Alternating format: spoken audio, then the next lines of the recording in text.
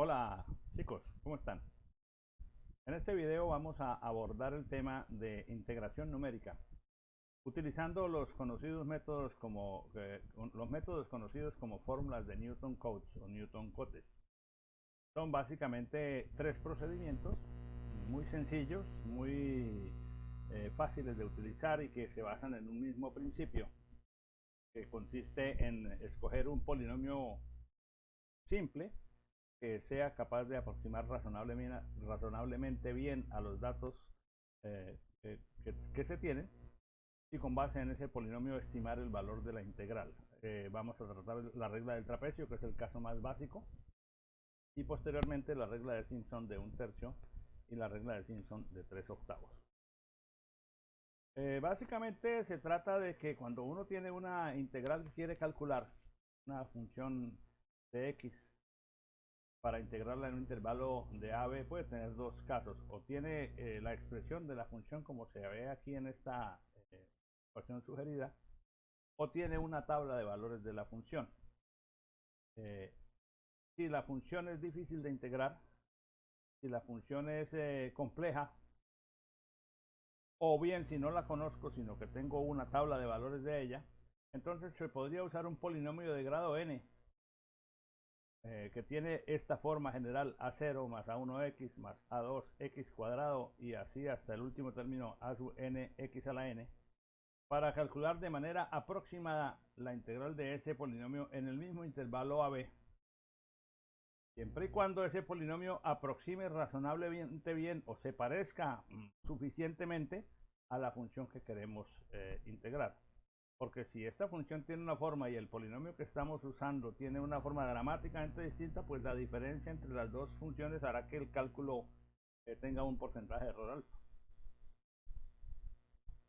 Bueno, el otro caso, que es tal vez el más frecuente, es que yo no tengo la función, sino que tengo una tabla de valores, un conjunto de valores de la función, y entonces yo tengo un conjunto de puntos ubicados en el plano y tengo que unirlos de alguna manera. Y la forma de hacerlo es usando polinomios de interpolación, como que ya los sabemos calcular del capítulo inmediatamente anterior. Entonces, por ejemplo, si yo quisiera integrar esta función entre a, siendo a un valor aquí, y b otro valor aquí, en el caso más simple, si yo no conozco la expresión de la función o es muy difícil integrarla, el caso más simple implica usar un polinomio de primer grado. Cuando se tienen solo dos puntos, encontrar la línea recta que los une es trivial, y la integral sería una integral muy aproximada, como evidentemente se puede ver, con un error bastante grande, el área bajo esa recta, que es el área de un trapecio: una base mayor, pues dos bases, una altura, que es la distancia del intervalo, y el área del trapecio se calcula con una fórmula relativamente trivial: la semisuma de las bases por la altura. Pero naturalmente este pedacito y este pedacito aquí son dos errores: este por exceso y este por defecto. Es decir, se incluye un pedazo que no se debería, y aquí se está excluyendo un pedazo que se debería incluir, y el área calculada bajo la línea recta es apenas una aproximación bastante inexacta en este caso de la integral que queremos encontrar. Pero uno puede mejorar esa situación no tomando dos puntos, sino por ejemplo tomando este y el punto intermedio entre esos dos.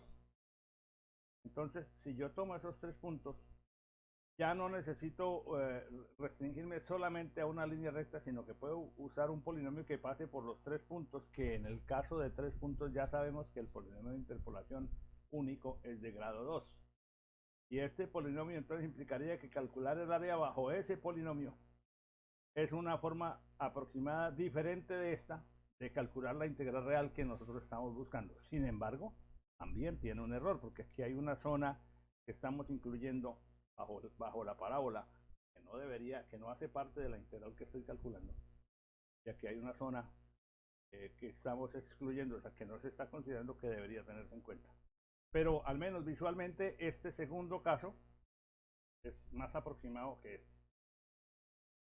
Yo puedo usar un polinomio de tercer grado tomando cuatro puntos, los dos extremos, y dos puntos equidistantemente escogidos en el intervalo, y con esos cuatro puntos buscar un polinomio de tercer grado que quizás dé una aproximación mayor. No lo sé hasta no hacer la prueba. Entonces, por ejemplo, otra forma es que yo escoja más puntos entre el punto inicial y el valor final suficientemente cercanos entre sí, y por ejemplo al tener estos tres puntos, con 3 puntos ya aproximo una parábola que va desde, que la puedo usar como función de integración entre este valor y este valor, y la parábola sería esta línea que estoy dibujando ahí, que casi no se ve, pero el área bajo la curva, un poco más cercano. La parábola no coincide exactamente con la curva, pero las diferencias, los errores que hay aquí y aquí, pues son bastante menores. Ahora, a partir del último punto, escojo 3 puntos más, equidistantemente espaciados, y trazo otra parábola, que en este caso es esta línea verde que iría de aquí hasta aquí, y que casi coincide completamente con con la curva original. Aquí no se aprecia mucho la coincidencia, los errores, por el grosor de las líneas que estamos usando, pero creo que la idea queda clara. Y yo puedo seguir haciendo eso para cubrir completamente, hasta cubrir completamente todo el intervalo de integración que sea de mi interés. Pero tengo que hacer más puntos para escoger, o sea, tengo que escoger más intervalos, y en cada pareja de intervalos aplicar, por ejemplo, un polinomio de grado cuadrático que cambia cada vez.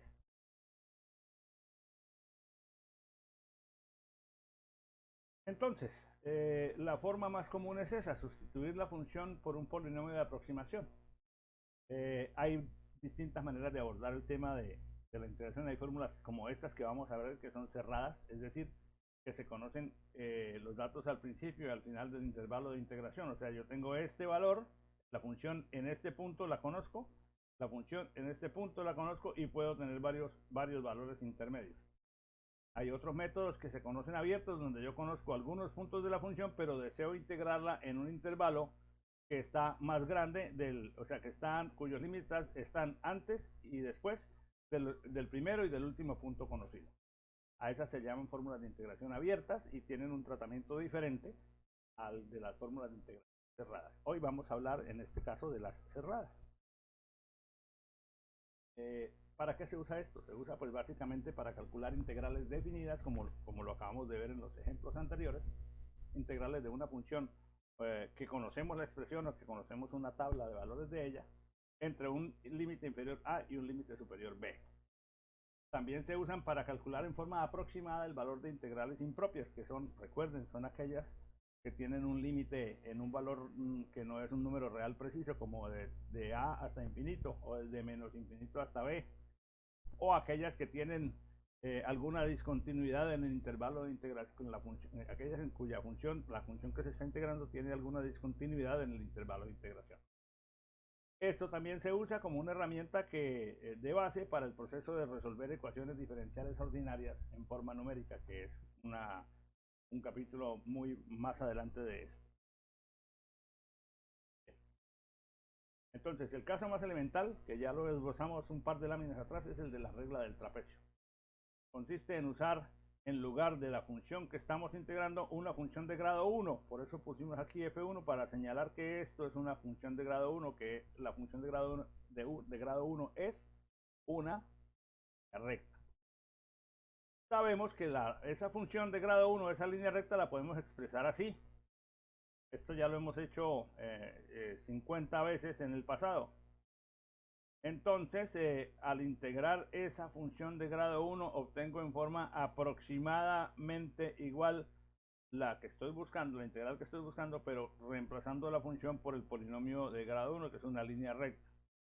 Al hacer esa integración en un desarrollo algebraico, que lo hemos omitido aquí por razones de tiempo y de espacio, el resultado de esta integral que está definida nos da b menos a por f de a más f de b sobre 2. Esta pues no es otra cosa que el área del trapecio conformado entre las alturas f de a, f de b, el eje horizontal, y la línea recta que une a f de a con f de b. Base mayor más base menor, cualquiera de estas dos es la mayor, la otra la menor, entre 2 por la altura del trapecio. Simple. Muy impreciso, pero simple.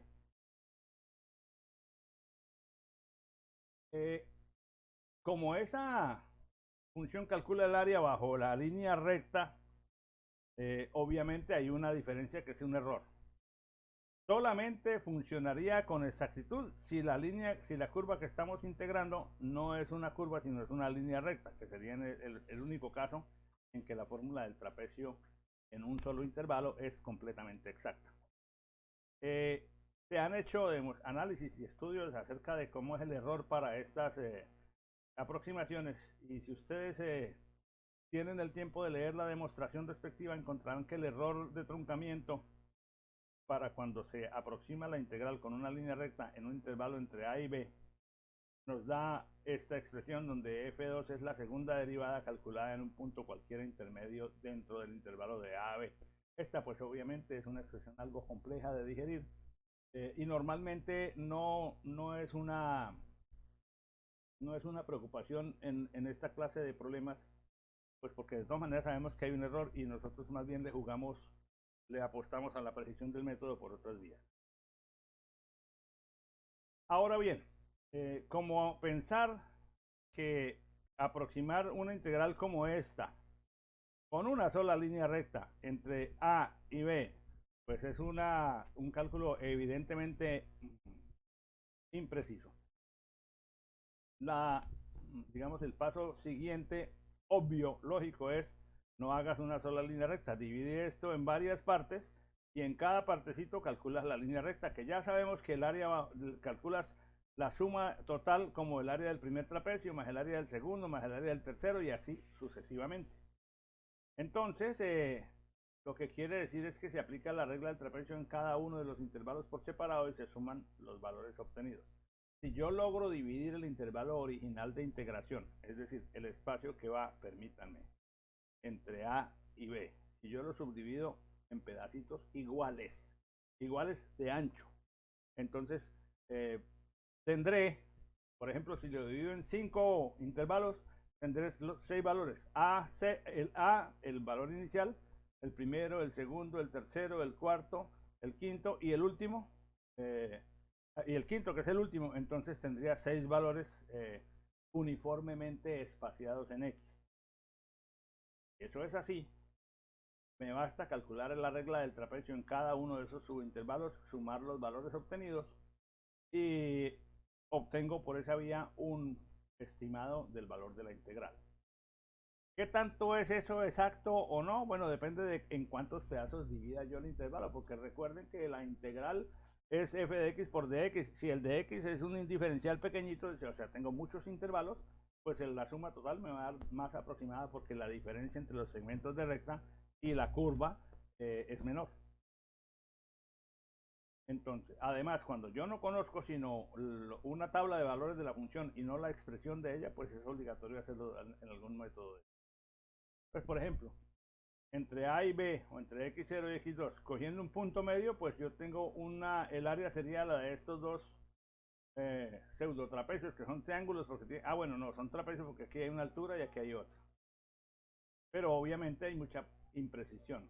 Si divido el intervalo en 3, entonces tengo aquí una recta, otra recta y otra recta, y los espacios blancos ahora en total son menos que los que teníamos aquí. Es un cálculo más aproximado. Si lo divido en 4 segmentos, entonces fíjense que es posible ver que este error que tenemos aquí ahora es un poco menor.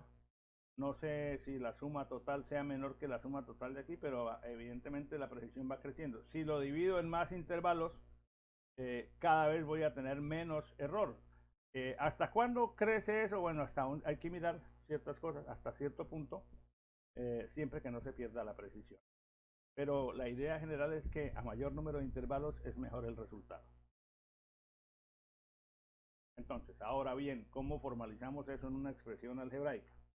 Si yo tengo los n más 1 puntos de x, x0, x1 es el límite derecho del primer intervalo, que a su vez es el límite izquierdo del segundo, x2 es el límite derecho del segundo intervalo, que a su vez es el límite izquierdo del tercero, y así sucesivamente.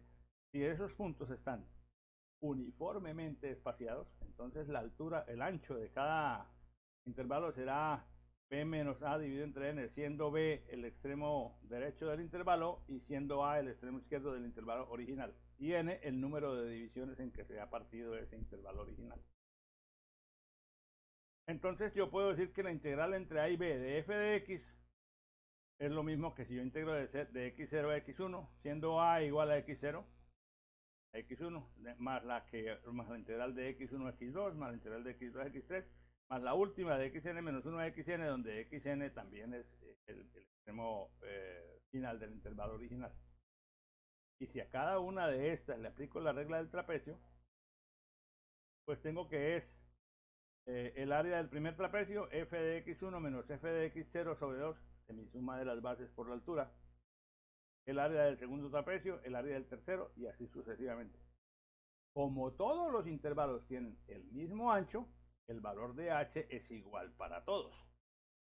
Por lo tanto, esto se puede factorizar el h entre 2.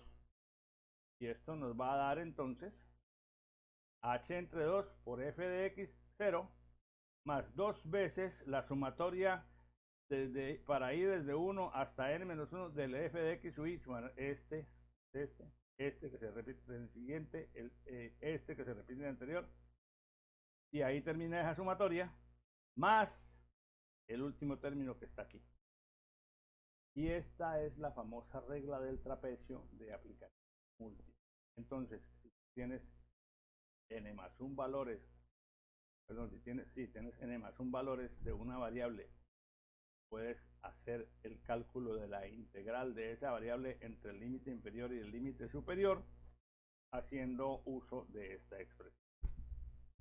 H medios, donde h es la anchura de cada uno de los intervalos en que se subdividió el intervalo original, por la función en el punto inicial, más 2 veces la suma de los valores de la función en los puntos intermedios, más la función en el punto final. ¿Listo? Eso se puede expresar también de esta manera, b menos a sobre 2n, porque h es b menos a sobre 2, h es b menos a sobre n, b menos a sobre n, el 2 sigue abajo, y este término pues se presenta en los libros de esta manera o de esta, y es exactamente equivalente desde el punto de vista algebraico. Matemáticamente se ha demostrado que el error de truncamiento está dado por una expresión como esta, donde b menos a son los límites del intervalo, n el número de clases, el número de intervalos, etc. Y f segunda es la segunda derivada. Esto pues esto es una expresión que la mencionamos aquí a nivel informativo porque normalmente no la vamos a usar. Sin embargo, nuevamente repito, quien quiera ver la expresión, la demostración algebraica y analítica de cómo se llega a esta expresión del error, en el libro de Chapra está perfectamente descrita paso por paso. Por ejemplo, entonces, si yo tengo esta integral, que en este caso pues es una integral trivial, entre 0 y 0,8. Si yo la calculo analíticamente, porque es bastante simple, es un polinomio de grado 5, integrar esto es directo, me da 1,640530. Ahora voy a integrarla numéricamente usando la regla del trapecio para comparar. La regla del trapecio nos dice esta expresión. Ahora, si yo hago que n es igual a 2, o sea, cojo el valor inicial, el punto inicial, el punto final y un punto medio, evalúo la función en el punto inicial, en el punto medio, en el punto final. Entonces, la regla del trapecio, como son solo dos intervalos, me daría esto y me da 1,0688. Ya sabemos que con dos intervalos, pues el error puede ser muy grande. De hecho, estaríamos hablando de integrar desde aquí, tomar este punto por acá y tomar este punto. Entonces, fíjate, al pasar la línea recta de aquí a aquí, nos estamos dejando todo este pedazo, toda una zona muy grande de área sin cubrir. Entonces el error porcentual ahí nos dio 34%. Aquí lo estoy comparando con el valor real, o sea, por eso estoy dando un porcentaje de error real. Bien, entonces no funcionó muy bien, o sea, no es como muy aproximado. Si divido ahora en 20 intervalos, es decir, donde cada intervalo vale 0,04, entonces tengo que calcular los 20 valores de la función. Afortunadamente yo tengo la expresión de la función y calcular esto resulta relativamente trivial.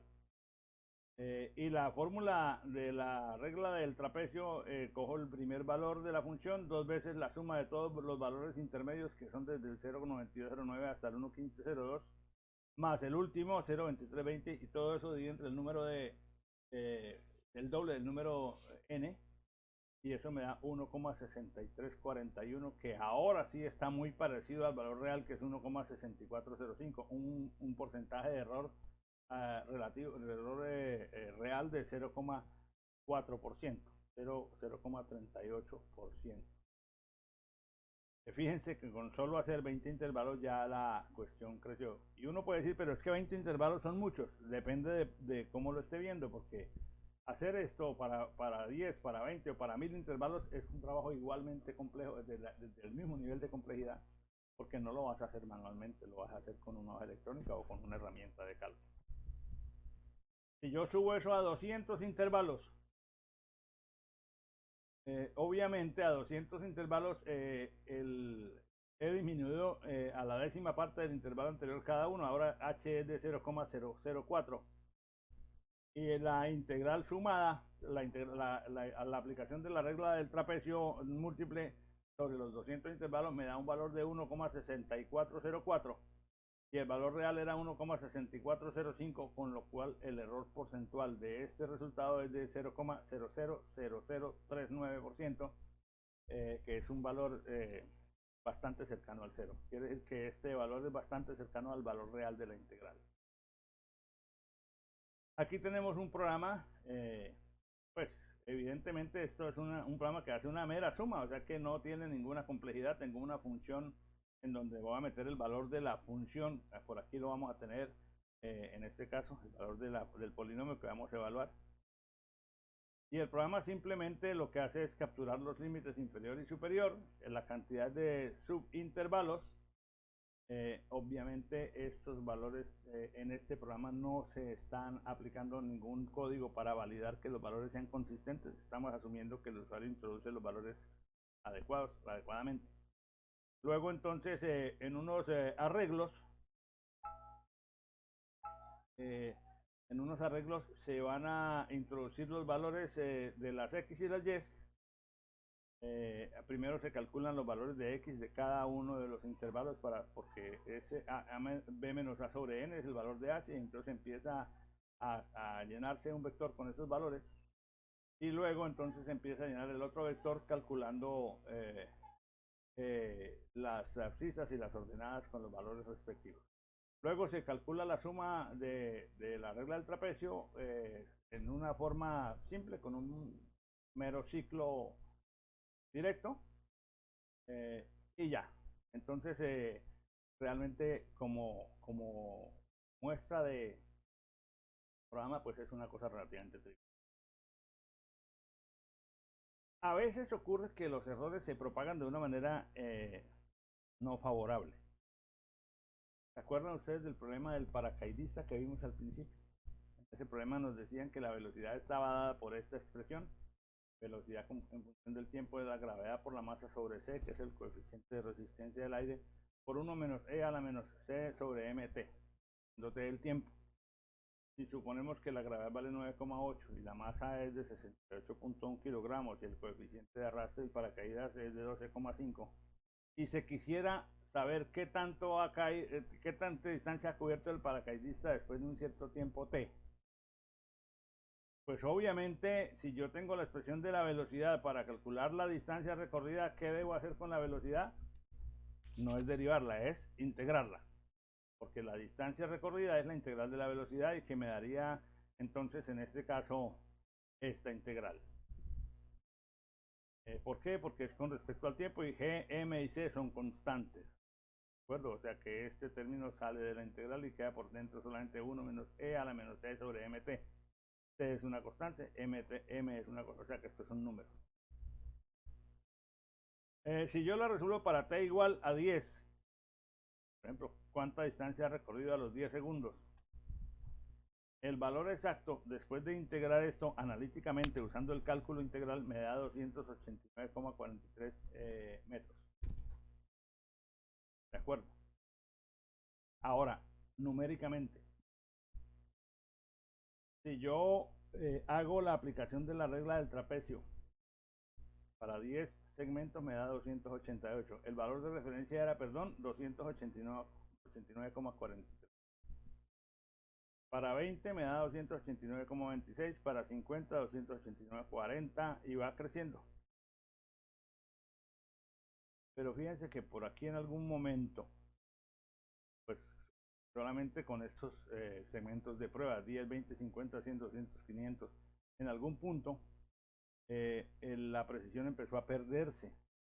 Porque si yo iba creciendo 48, 60, 69 y ahora 37, 17, en algún momento por aquí, no sé si la recta está, la roja debe ir por ahí o más abajo porque no tenemos exactamente todos los valores de los segmentos sino muestras que hicimos. Pero el valor empezó a perderse. Y aquí el porcentaje empieza, que venía disminuyendo significativamente, aquí empezó a aumentar. Entonces, ¿eso a qué se debe? Básicamente se debe a que el error de truncamiento se propaga y a veces con un número grande, muy grande de segmentos, que uno diría, uy, eso es perfecto desde el punto de vista conceptual. No lo es tanto desde el punto de vista numérico porque al hacer demasiados cálculos es posible que la precisión se pierda un poco. Bueno, eso es entonces lo que tiene que ver con la regla del trapecio. En el siguiente video miraremos entonces las reglas de integración del grado siguiente, que sería la regla de Simpson de 1/3 y posteriormente la regla de Simpson de 3/8.